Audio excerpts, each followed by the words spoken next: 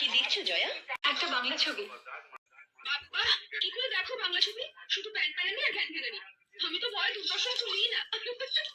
আমি তো আবার কলকাতা দূরদর্শন ছাড়া কিছু দেখি না। এবার অভ্যেসটা বদলাও।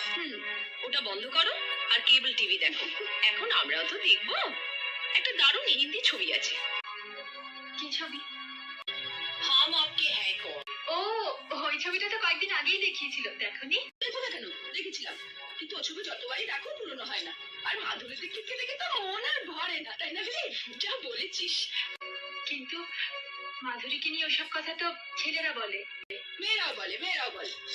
তবে তুমি অবশ্য বলবে না, তার কারণ তুমি তো নিজেকে মাধুরীর থেকেও সুন্দরী ভাবো।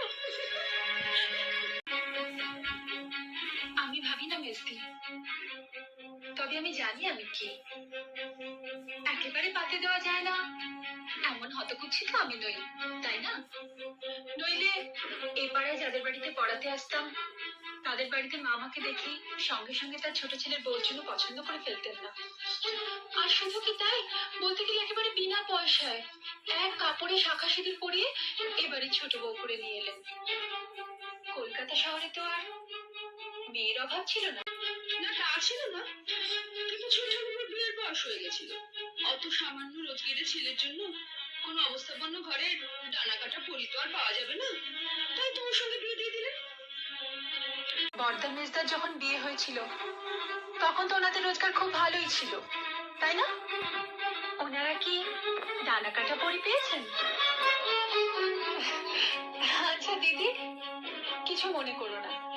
তোমাদের দেওরের যদি রোজগার ভালো হতো আর তার যদি বড়লোকের সুন্দরী মেয়ের সঙ্গে বিয়ে হতো, তাহলে তাহলে তোমাদের কি লাভ হতো বলো তো?